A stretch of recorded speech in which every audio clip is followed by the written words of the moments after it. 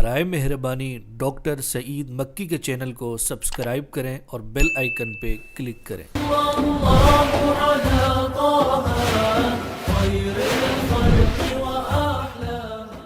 الحمد للہ رب العالمین والصلاة والسلام على خاتم النبیین سیدنا و نبینا و مولانا محمد سید المرسلین وعلى آلہ وصحبہ اجمعین وبعد۔ یقول اللہ عز وجل وما ينطق عن الهوى ان هو الا وحی یوحى، وقال تعالى وما آتاكم الرسول فخذوه وما نهاكم عنه فانتهوا، صدق اللہ العظیم۔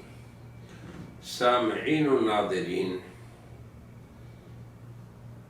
اسلام کے مسلمات جو کتاب و سنت سے ثابت شدہ ہیں، جس پہ عہد اول سے آج تک مسلمان امت کے خواص و عوام جمع ہیں، ان میں سے ایک مسئلہ حیات عیسیٰ علیہ السلام کا ہے۔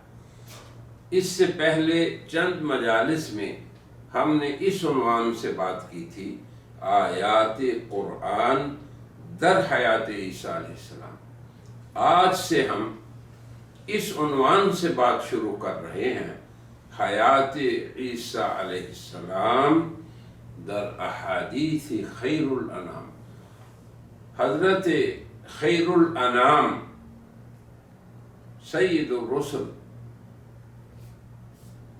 و خاتم النبیین جناب محمد رسول اللہ صلی اللہ علیہ وسلم کی ذات اقدس کے بارے میں قرآن یوں بول رہا ہے، وما ينطق عن الهوى، کہ میرا نبی صلی اللہ علیہ وسلم اپنی خواہش سے نطق نہیں فرماتے۔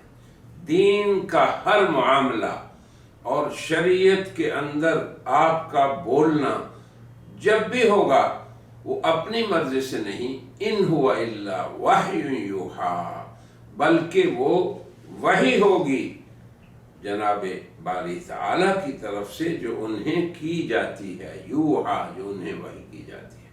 پھر آگے اللہ تعالیٰ نے فرمایا کہ جو میرا رسول تمہیں دے خذوہ، اس کو پکڑ لو، تھام لو اسے مضبوطی سے، اور جس سے روکے اس سے رک جاؤ۔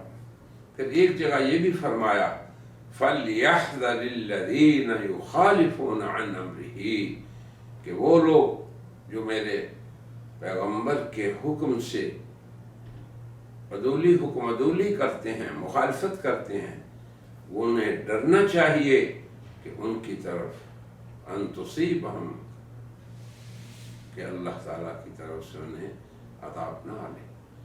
تو نبی پاک صلی اللہ علیہ وسلم کی احادیث کی حجیت اس پہ قرآن کریم کی 20 آیات دلالت کر رہی ہیں۔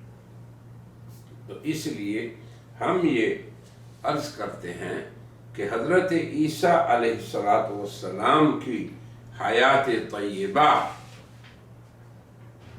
ان کا رفع، قرب قیامت جب اللہ چاہیں گے ان کا نزول، جیسے قرآن حکیم سے ثابت ہے، اسی طرح یہ امور جناب نبی کریم صلی اللہ علیہ وسلم کی احادیث سے ثابت ہیں۔ وہ احادیث جو سند صحیح اور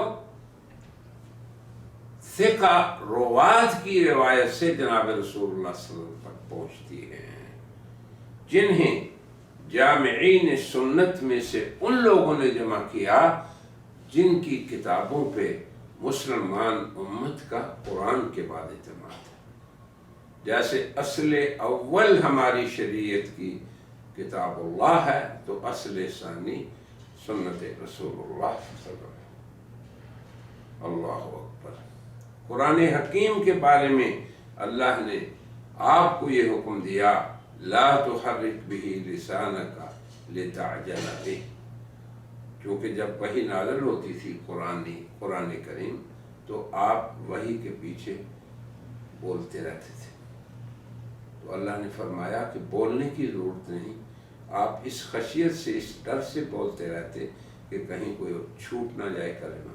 اللہ فرماتے ہیں ان علینا جمعہ وقرآنہ، جو وہی ہم آپ پہ نازل کرتے ہیں، آپ کو فکر نہیں ہونی چاہیے کہ آپ بھی اس فرشتے کے ساتھ ساتھ پڑھتے رہیں، نہیں، آپ سنتے رہیں، پھر اس وحی کو جمع کرنا، پھر اس کو آپ کی مبارک زبان سے جاری کر دینا کہ آپ اسے پڑھیں، یہ اللہ کے ذمہ ہے۔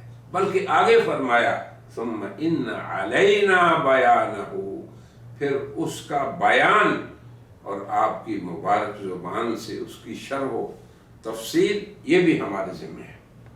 اور ویسے بھی اللہ تعالیٰ نے نبی کریم صلی اللہ علیہ وسلم کا جو شرعی وظیفہ بتایا وہ یہی تھا، یتلو علیہم آیاتی، آپ قرآن کریم کی تلاوت اپنی امت پہ فرماتے اور کیا کہتے، یعلمہم الکتاب والحکمہ، کتاب و حکمت انہیں سکھاتے، اور کتاب کے مقابلے میں جب بھی حکمت آئے تو پھر اس کتاب کے ساتھ سنت مراد ہوتی ہے۔ اور ایک اور جگہ اللہ نے یہ بھی فرما دیا کہ ہم نے انا انزلنا الیک وانزلنا الیک الذکر، ذکر یہاں قرآن حکیم کا وہ مبارک نام ہے جو قرآن پاک میں کئی جگہ ہے۔ ایک جگہ آیا وَإِنَّهُ لَذِكْرٌ لَكَ وَلِقَوْمِكَ، کہ یہ قرآن جو ہے کیا ہے، یہ آپ کے لیے اور آپ کی قوم کے لیے۔ میں تو یہ کہتا ہوں کہ یہ ہمیشہ ہمیشہ کا معجزہ تا قیامت اسی طرح رہے گا جو نبی پاک صلی اللہ علیہ وسلم کی تا قیامت نبوت و رسالت کی دلیل ہے۔ فرمایا کہ یہ آپ کے لیے اور آپ کی قوم کے لیے۔ میں یہ کہا کرتا ہوں کہ ہمارے نبی پاک صلی اللہ علیہ وسلم کی قوم آپ کی امت ہے، اور وہ امت قیامت تک کے آخری بنی آدم کو مشتمل ہے۔ بلکہ اس وقت جو انسان آپ کی دعوت کو قبول کر چکے ہیں ان پہ بھی مشتمل ہے، اور جو امت دعوت ہیں صرف اجابت میں نہیں ہوئے وہ ابھی داخل، انہیں بھی یہ قرآن ہدایت دینے والا ہے۔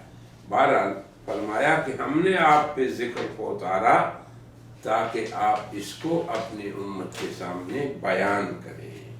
تو اب یہ ساری چیزیں ہم نے اس لیے سامنے پیش کی کہ ہمارے سامنے قرآن حکیم کے ساتھ ساتھ اس کا بیان یہ بھی اللہ کی طرف سے اللہ نے جناب نبی کریم صلی اللہ علیہ وسلم پہ جاری فرمایا۔ تو قرآن حکیم کی کسی بھی آیت کی تفسیر میں جناب رسول اللہ کا نطق یہ اللہ کا نطق سمجھا جائے گا، اللہ کی وحی سمجھی جائے گی، یعنی رسول اللہ کا بولنا اللہ کے حکم سے ہوگا۔ اس لیے آپ اپنی بات نہیں کہیں گے، نہ اپنی طرف سے کہیں گے، بلکہ ہر آپ کی بات اللہ کی طرف سے ہوگی۔ یہ سب سے پہلے یہ بات ہمیں یاد رکھنی چاہیے۔ اس کے بعد ہمیں یہ بھی یاد رکھنا چاہیے کہ یہ رسول اللہ کا شرعی منصب ہے، شرعی وظیفہ ہے، جیسے کہ قرآن حکیم نے خود اس کی وضاحت بھی فرمائی ہے۔ تو اللہ پاک کی طرف سے اللہ نے آپ کو قرآن بھی وحی کیا اور غیر قرآن بھی وحی کیا، بیان اس کا۔ یہ نصوص قطعیہ قرآنیہ بتا رہی ہیں۔ پہلی بات یہ کہ قرآن اور اس کے ساتھ بیان اس کا۔ دوسری بات یہ ہمیں یقین پختہ رکھنا چاہیے ہر عام اور ہر خاص مسلمان کو، کیونکہ آج کل فتنوں کا دور ہے۔ بہت سے لوگ سنت کو جو کہ بیان ہے قرآن کا، جو کہ راہ راست پہ رکھتی ہے، محض قرآن کے الفاظ سے لوگ بہت زیادہ اس کے اندر الحاد کر کے انحراف کے راستے نت نئے کھولتے ہیں۔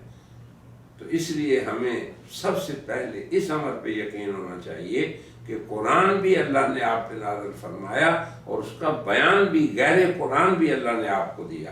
اور ساتھ یہ بھی یاد رکھیں کہ رسول اللہ کا نطق فرمانا دین کے معاملے میں یہ اللہ کی طرف سے تھا۔ جیسے قرآن اللہ کی طرف سے نازل ہوا، اس کا بیان بھی رسول اللہ کو اللہ نے سکھایا۔ تیسری بات یہ کہ رسول اللہ کا یہ وظیفہ تھا کہ آپ قرآن بھی سکھائیں اور اس کا بیان بھی امت کو دیں۔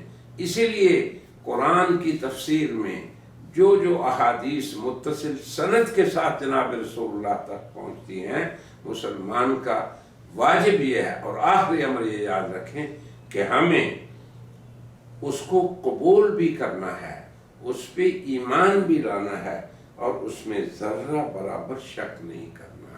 اس لیے حدیث رسول، ہم ہمیشہ قرآن و سنت کا لفظ کیوں بولتے ہیں کہ قرآن کو اپنے بیان کے ساتھ قبول کرنا، یہ اللہ پہ ایمان ہے۔ امام شافعی کا بہت ہی خوبصورت جملہ میں اکثر بیان کرتا رہتا ہوں کہ نؤمن باللہ وما جاء عن اللہ علی مراد اللہ، کہ ہم اللہ کو مانتے ہیں اور جو کچھ اللہ نے ہماری طرف بھیجا، مگر مراد بھی اللہ کی ہو، یہ نہیں کہ مراد ہم اپنی طرف سے ڈالتے رہیں جیسے اہل الہات کا کام ہے۔ اور ایسے ہی نؤمن برسول اللہ وما جاء عن رسول اللہ، ہم اللہ کے رسول پہ بھی ایمان لاتے ہیں اور جو کچھ ان سے آئے اسے بھی مانتے ہیں، اور رسول اللہ کی مراد پہ مانتے ہیں۔ تو یہ ہم نے چند چیزیں بنیادی طور پہ اس لیے تمہید کے طور پہ ذکر کی کہ ہم انشاءاللہ اپنی ان آئندہ کی چند مجالس میں حضرت عیسیٰ علیہ السلام کی حیات، ان کی ولادت، ان کے رفع نزول کے بارے میں احادیث خیر الانام، ان کو حجت بنائیں گے، ان کو دلیل بنائیں گے اس باب میں۔ تو نبی پاک صلی اللہ علیہ وسلم کا یہ خبر دینا کہ عیسیٰ بلا باپ پیدا ہوئے، اور یہ خبر دینا کہ وہ آسمان میں زندہ ہیں، اور یہ بتانا کہ وہ اتریں گے، اور پھر یہ بتانا کہ اللہ تعالی ان کے ہاتھوں بہت سے وہ کام لے گا جن کے لیے اللہ نے ان کو آسمان پہ زندہ رکھا ہوا ہے۔ تو ان سب چیزوں کو ہمیں بلا تردد ماننا چاہیے، اور ساتھ ہی اہل تشکیک، چاہے وہ عرب ہوں، چاہے وہ عجم ہوں، چاہے وہ مدعیان نبوت ہوں جیسے قادیانی، یا ان کے پیروکار، یا ان کے ہم نوا، یا فکری طور پہ بہت سے عرب لوگ بھی ایسے ہیں جو انکار کرتے ہیں ان چیزوں کا۔ تو ہمیں ان چیزوں کو، ہر وہ امر جو نبی پاک صلی اللہ علیہ وسلم سے قرآن کے بیان میں سند صحیح، متصل اور مرفوع کے ساتھ ثابت ہو، اور جس طرح امت کے مابین عہد اول سے آج تک موجود ہو، اس میں ہرگز ہرگز ہرگز شک نہیں کرنا چاہیے۔ مگر آج کے پرفتن دور میں جن امور میں شک کیا جا رہا ہے، ان میں سے ایک معاملہ یہ اہل الحاد کی طرف سے تشکیک پیدا کی جاتی ہے نا، ان عقائد کے ارد گرد شکوک کی گرد کو لوگ اڑاتے ہیں، اور ہمارے لیے بھی انشاءاللہ یہ ابتلا ہے اور رفع درجات کا سبب ہے۔ لِيَزْدَادَ الَّذِينَ آمَنُوا ایمانا، اہل ایمان محنت کرتے ہیں، مطالعہ کرتے ہیں، کتاب و سنت سے ان کا رد کرتے ہیں اور اپنے درجات بڑھاتے ہیں۔ پریشان نہیں ہونا چاہیے داعیان حق کو کبھی بھی۔ اب اس سلسلے میں جو احادیث نبی پاک صلی اللہ علیہ وسلم سے وارد ہیں، ان میں پہلی حدیث کی طرف ہم آج اشارہ کریں گے، اور انشاءاللہ اگلی مجلس میں اس کی شرح کریں گے۔ تو پہلی حدیث امام بخاری نے اپنی جامع صحیح میں حضرت ابو ہریرہ رضی اللہ عنہ سے نقل کی ہے، اور وہ یہ ہے، قال قال رسول اللہ صلی اللہ علیہ وسلم والذی نفسی بیدہ۔ اب آپ دیکھیں کیسی حدیث کی تعبیر ہے کہ آپ شروع ہی اس سے کر رہے ہیں، جناب رسول اللہ کس سے؟ قسم سے. والذی نفسی بیدہ. اب اس آئندہ مضمون کی اہمیت کو ہم دیکھیں، اور وہ مضمون وہی ہے جس کو ہم نے اپنا موضوع سخن بنایا ہے، اور وہ ہے عقیدہ حیات عیسیٰ. آپ فرما رہے ہیں والذی نفسی بیدہ، اس ذات عالی کی قسم کہ میری جان اس کے قبضے میں ہے، اس کے ہاتھ میں ہے. لیوشکن. اب دیکھیں، پہلے قسم کھائی، پھر آگے فرمایا لیوشکن، لام تاکید کا، اور آگے پھر نون آخر میں، کننا یوشکن، کہ البتہ ضرور ایسا ہوگا. کیا؟ ان ینزل فیکم ابن مریم، کہ تمہارے اندر اے انسانوں ابن مریم اتریں گے. ابن مریم اتریں گے. پیدا ہونے والا نہ عیسیٰ ہو سکتا ہے، نہ ابن مریم ہو سکتا ہے، اور نہ ہی یہ فرمایا کہ مسیح اتریں گے. غور کریں کیسے باطل عقیدے اہل الحال نے پھیلائی. اسی لیے تو حضور نے فرمایا کہ میری امت کا ایک طائفہ جو حق پہ قائم رہے گا، اور اللہ پاک ان کا منصور، ان کا مددگار رہے گا. لوگ اگر ان کی مدد نہیں کریں گے تو انہیں کوئی نقصان نہیں ہوگا. کیا کریں گے؟ ینفون، کیا؟ تحریف الغالین. اب دین کے اندر دو طریقے سے لوگ گڑبڑ کرتے ہیں، الحاد کرتے ہیں. ایک زیادتی کر کے، تو دین کے اندر شدت نہیں، غلو نہیں، اور دوسرا کمی کر کے. دونوں طرح دین کا تحفظ کریں گے، دونوں طرف سے.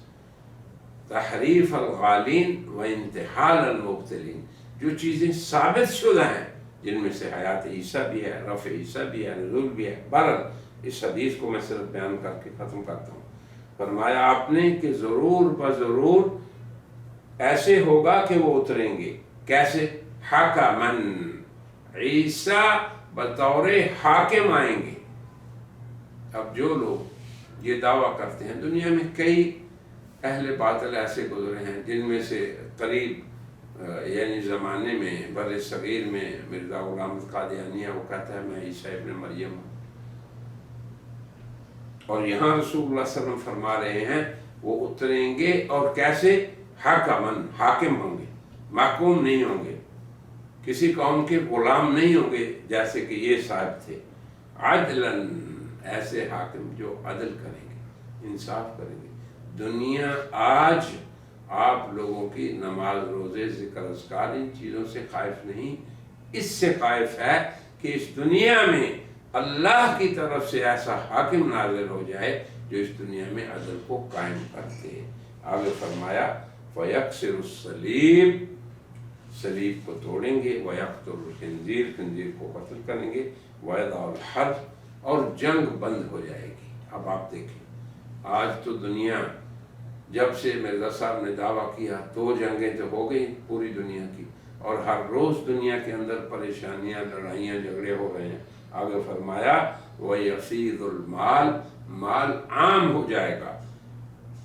یعنی جیسے فیضان اور سیلاب چلتا ہے دنیا میں، ایسے مال عام ہو جائے گا. حَتَّى لَا يَقْبَلَهُ أَحَدٌ، قبول کرنے نہیں کرے گا. آپ چاہیں کہ کسی کی مدد کرنا، وہ کہے گا یہ ہمیں محتاج نہیں، مجھے ضرورت ہی نہیں ہے.